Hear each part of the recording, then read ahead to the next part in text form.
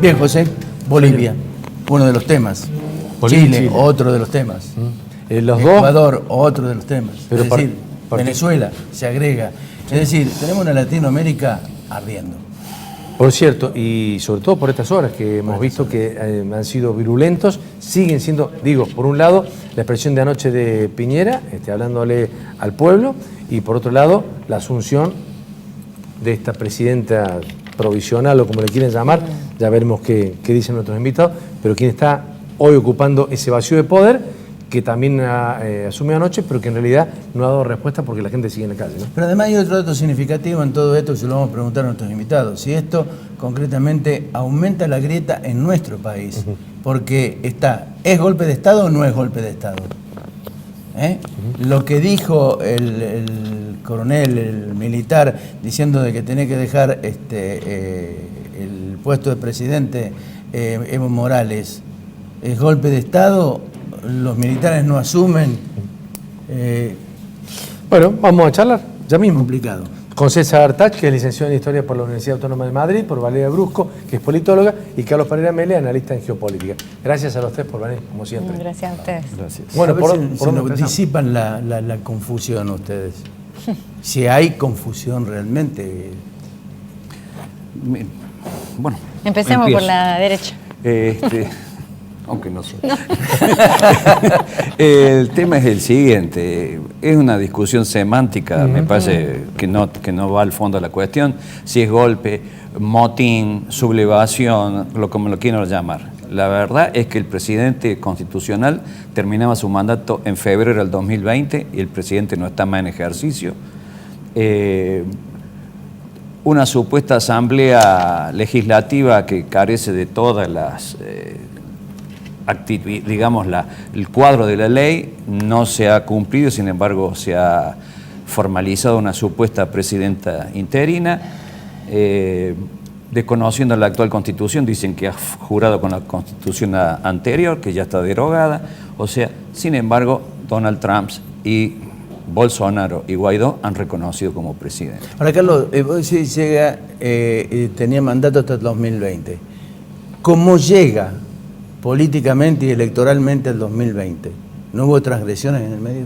Sí, por supuesto, y algunas graves. Creo que en eso sí podemos coincidir todos acá, ¿no? El tema es otro. Para mí, estas convulsiones que estamos viviendo en todos nuestros territorios me parece que es un cambio de época, una transferencia de un poder a otros poderes. Y viniendo para acá yo pensaba, ¿qué ha ocurrido que en los últimos 15, 16 años un país que tenía el 1% del PBI del mundo hoy tiene el 18%, está operando en nuestra región y el martes iba a firmar uno de los acuerdos más grandes de trabajar el litio en Bolivia? Me estoy refiriendo a la República Popular de China. Este golpe impidió la firma del convenio. O sea, no podemos dejar de lado... O sea, que Estados Unidos interviene en eso, decís vos. Más que claro, el reconocimiento sugestivo, de Trump, por lo menos. Pero el reconocimiento directo del presidente Trump o de la administración Trump ya demuestra una línea de conducta, ¿no? ¿Vos también entendés que hay Valeria, por lo menos orquestado esto, que no ha sido una cuestión que ha devenido por el desgaste solo de Morales? No, yo creo que los procesos políticos son multicausales, no podría simplificar en uno solo, y esa mirada que centra todas los orígenes de la cosa en la intervención norteamericana me parece insuficiente, por lo menos. Yo sí creo que lo de la semántica también tiene un valor político, y aunque sea una cuestión semántica, decir que es un golpe tiene una carga y una defensa de la democracia e implica unas acciones, que decir que no lo es, como ha hecho Diego Mestre en Córdoba, como ha hecho Negri, Forí y Macri, es un claro posicionamiento con respecto a la política exterior e interior. Así que me parece que es importante decirlo. Bueno, yo creo de que es lo más parecido a un golpe de Estado clásico. En la mañana de ese día, la conferencia episcopal de la Iglesia Católica de Bolivia, a través de su presidente, pidió la renuncia de Evo Morales. A la mañana la pidió la Iglesia Católica y a la tarde la pidió el Ejército. Es lo más parecido a un golpe de Estado clásico. La conjunción cierra perfecto. ¿No? La conjunción es perfecta. Por lo tanto, me parece una gran hipocresía, digamos, tratar de negar esto, ¿no?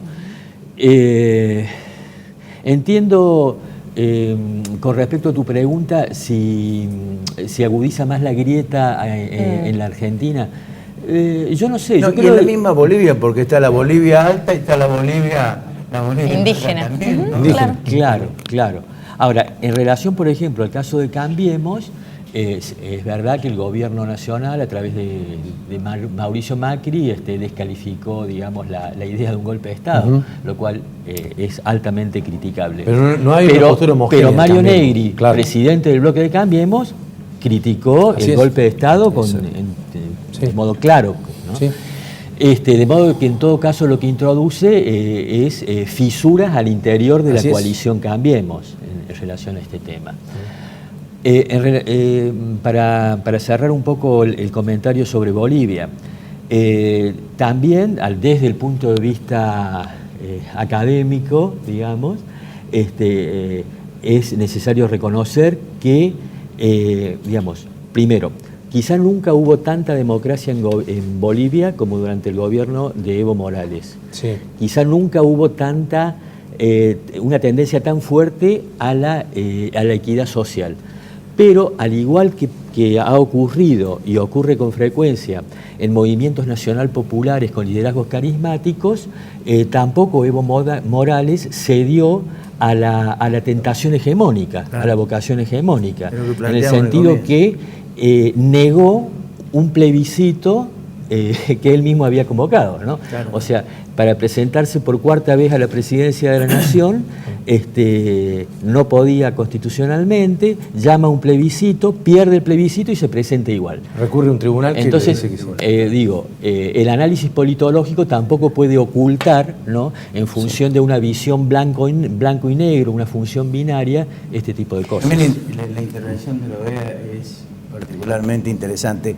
Yo quería hacer una pregunta, porque con la llegada de Trump al gobierno en Estados Unidos se produce en América Latina toda una especie de movimiento, yo diría, más que caótico,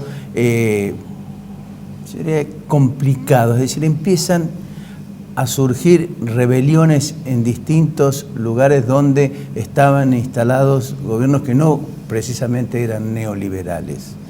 Ahora, ¿cuánta es la influencia de Estados Unidos con respecto a esto? ¿Cuánto es el temor de Estados Unidos que China tome de alguna manera el espacio que Estados Unidos no quiere que le quiten como preponderancia o preeminencia en América Latina? Sí, yo creo que eso el capitalismo está pasando por una fase difícil, no es una fase expansiva, entonces esta guerra económica mundial que hay hace que las cosas se pongan más tirantes. Entonces sí, China y Estados Unidos están palo a palo en todos los lugares del mundo, en todas las áreas. Ahora, en algunas sociedades se manifiesta con más debilidad algunas de las articulaciones que tenían, en otras sociedades hay más resistencia. Yo estaba pensando, por ejemplo, en la crisis del 2008 del campo en Argentina, sí, y fue una crisis muy seria, ¿no?, apoyada por sectores que uno podría pensar los sectores altos en contra de los sectores bajos, si pensáramos en una comparación con Bolivia. Y sin embargo hubo una salida política, institucional, sí, ordenada, ¿no? Hay partidos políticos, hay una cierta solidez del sistema, una articulación que hace que eso pueda salir. Cuando vemos en Bolivia la Biblia entrando al palacio como una salvación, a mí me hace pensar que realmente estos avances que han tenido los procesos nacional populares han sido muy ambiciosos y bueno, han dejado algunas cosas sin cuidar. A mí me parece que es una fachada, esta fachada religiosa que usa también Bolsonaro en Brasil, y que es una avanzada muy peligrosa. Desde el lugar de las mujeres, estos vejámenes que se han visto en televisión, a mujeres y a hombres, ¿no? Pero las mujeres como movimiento feminista estamos marcando mucho el avance de la religión, pero no por la religión, sino la religión como un argumento político desde una posición conservadora que hace que las mujeres tengamos que retroceder, ¿no? Esta famosa acusación de que es una ideología de género y que todo eso está mal y es el demonio. Eso tiene implicancias políticas muy serias.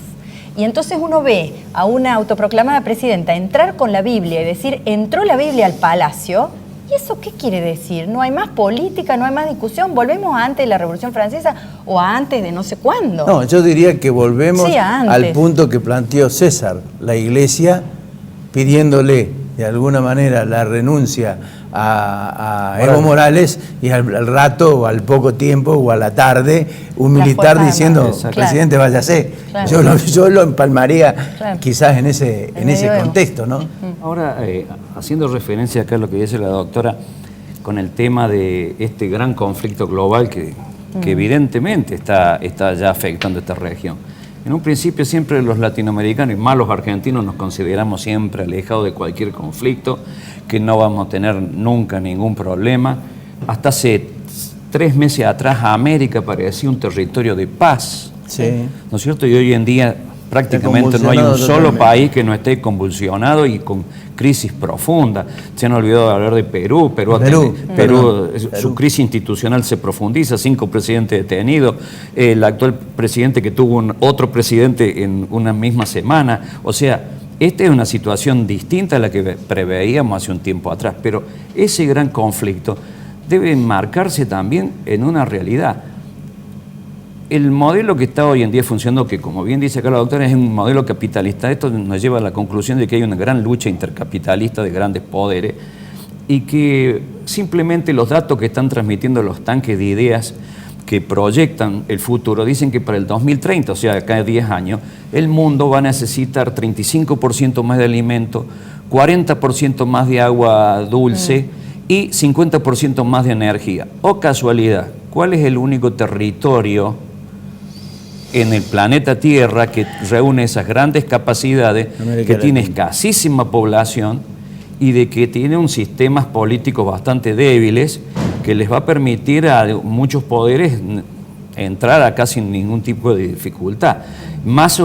Y no nos olvidemos de que el proyecto chino del 2013, lanzado hacia acá, el de la nueva ruta de la seda, incluye un capítulo especial para América del Sur, no para América del Norte y un poco para América Central nada más, pero fundamentalmente para América del Sur, que es un gigantesco tren bioceánico que arranca en Brasil, pasa por el sur de Brasil, cerca de las fronteras paraguaya-boliviana y terminaría en Chile, de ahí saliendo al nuevo mundo de la economía que es el Asia-Pacífico.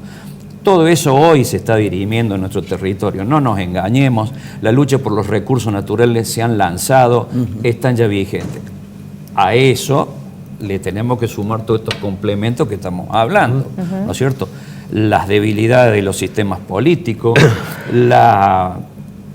digamos, modelos políticos que ya no cubren las necesidades de su población, el caso de chileno, que hasta también hace 15 días atrás se nos mostraba como un ejemplo a seguir, y quien no seguía ese ejemplo era bastardeado en los medios, etcétera, etcétera, con un presidente que dijo que vivía en un oasis y a la semana siguiente estaba declarándole la guerra a su propio pueblo.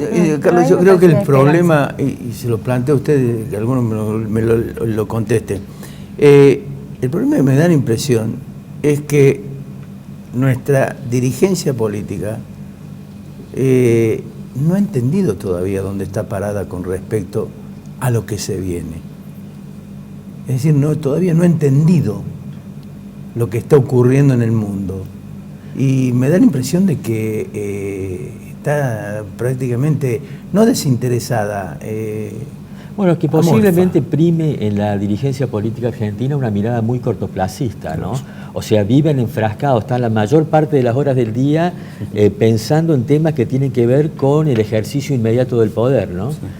Por lo tanto, las miradas estratégicas pasan a segundo plano. Pero yo quisiera complementar lo que muy bien explicaba el doctor en relación al tema de China, ¿no? Yo hace poquitos años estuve en El Salvador cuyo gobierno es un gobierno progresista, heredero del Frente Farabundo Martí para la Liberación Nacional. Y ahí hay maquilas chinas, ¿no? Es decir, se fabrica ropa, mujeres fabrican ropa en establecimientos que son de China. Pero la legislación laboral, pese a haber un gobierno progresista, la legislación laboral que rige en esas maquilas no es la legislación de El Salvador, es la legislación de China, de ¿no? China. Que es de una dureza extraordinaria, digamos, ¿no? O sea, muchas veces es ingenuo, ¿no? Hay una mirada acerca de China que efectivamente ha dado un viraje al capitalismo. Hay una mirada ingenua de China. Por ejemplo, tengo una amiga del equipo argentino de antropología forense que estuvo haciendo trabajos en Chad. Y me comentaba que, Chad en África, Sí, ¿no? en África. Entonces, y me comentaba que a ellas les llamaba mucho la atención, pues estaban construyendo un hotel y los trabajadores eran trabajadores chinos, ¿no? Un hotel 5 estrellas en la capital de Chad. Y les llamaba mucho la atención de que nunca salían del predio donde estaban construyendo el hotel. Entonces al final, movidas por la curiosidad, le preguntaron a la gente del hotel por qué los chinos nunca salen a la calle. Y dice, no, porque son presos. Es decir, China utiliza presos para construir obras de infraestructura o en este caso un hotel en el exterior, cosa que hacían los ingleses en Australia en 1700 y pico, ¿no? Es decir, acá no hay buenos y malos, ¿no? Digamos, la mirada Lo que hay que hacer es aprender de los procesos. Económicos. Hemos tenido imperialismo inglés, tenemos influencias enormes de Estados Unidos en la región.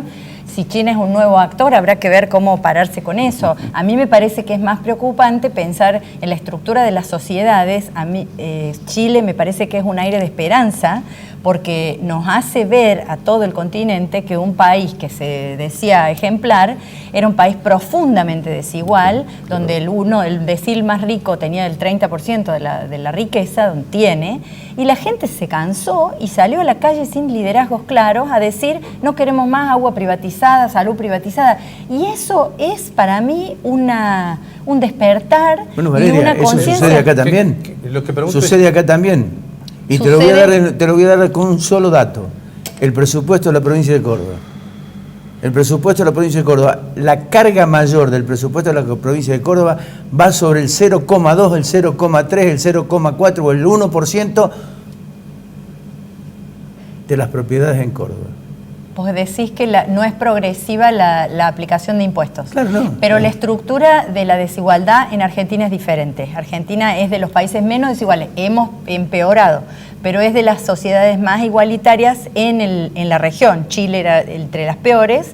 Argentina tiene una clase media más desarrollada, tenemos educación pública universitaria gratuita, un montón de cosas que el peronismo aportó, ¿no? Ahora estamos viendo esta situación que ustedes están describiendo de América Latina. Estamos insertos en América Latina, aunque normalmente hemos siempre mirado hacia otros continentes, no hacia América Latina nosotros. Ahora estamos desayunándonos que estamos en América Latina, ¿no? Hace unos años. Digo, ¿cuál es la situación o por dónde tendría que ir el nuevo gobierno entonces ante esta situación planteada? ¿Cuál es la salida menos complicada para Argentina? Bueno, claramente la salida que el gobierno anterior eligió, que fue sacarse fotos con todos los líderes del mundo, no sirvió para nada, ¿no? Sirvió para tener un buen álbum de fotos. Creo que las estrategias en las coaliciones y las alianzas tienen que ser menos puras y menos de amigos y amigas y más de conveniencias para los pueblos, ¿no? ¿Qué es lo que está ocurriendo cuando con esta crisis con Evo? Alberto Fernández decía que había recibido solidaridad del presidente de Paraguay, ¿no? Un presidente de derecha. Uno no podría decir que es del Grupo de Puebla, que están entre amigos. Y sin embargo hubo una coordinación por un bien mayor. Bueno, uno esperaría que esas cosas ocurrieran con países a los que no estamos alineados. Digo, el gobierno de un país no está profundamente alineado. No, yo no podría decir qué es lo que tiene que hacer el gobierno de Alberto Fernández, porque la verdad no lo sé ni tampoco es mi función.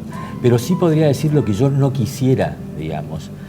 Yo creo que en Chile lo que ha fracasado es el modelo neoliberal, ¿no? digamos, el modelo neoliberal ha fracasado en América Latina y Chile es el paradigma de ese fracaso. Y muchos funcionarios del gobierno de Macri, el propio Macri, creo que miraban al ejemplo chileno. Y lo que tampoco quiero es el modelo venezolano, es decir, una dictadura que ha cobrado 6.800 ejecuciones extrajudiciales en 1 año y medio. No quiero ni el modelo venezolano ni el modelo chileno.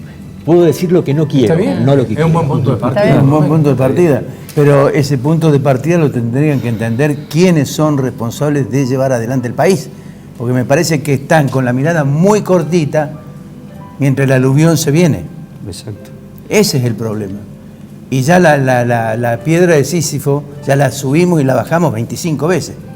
Sí, y yo creo, discúlpeme, que también el futuro presidente, o ya presidente, tendría que llamar a una concordia nacional, reunir a la mayor cantidad de fuerzas posibles para poder encolumnar y armar una posibilidad de maniobrar dentro de este esquema complicadísimo que se presenta y, por supuesto, bajarle los decibeles a algunos sectores agresivos externos, me refiero a la política exterior de Bolsonaro, y poder empezar, como dice aquí la doctora, ir negociando bilateralmente con los vecinos, que son importantísimos hoy en día para nosotros, una nueva alternativa para enfrentar a lo que nos estuvo describiendo aquel doctor Chá, que acá no hay buenos ni malos, acá no hay amigos, Hay intereses.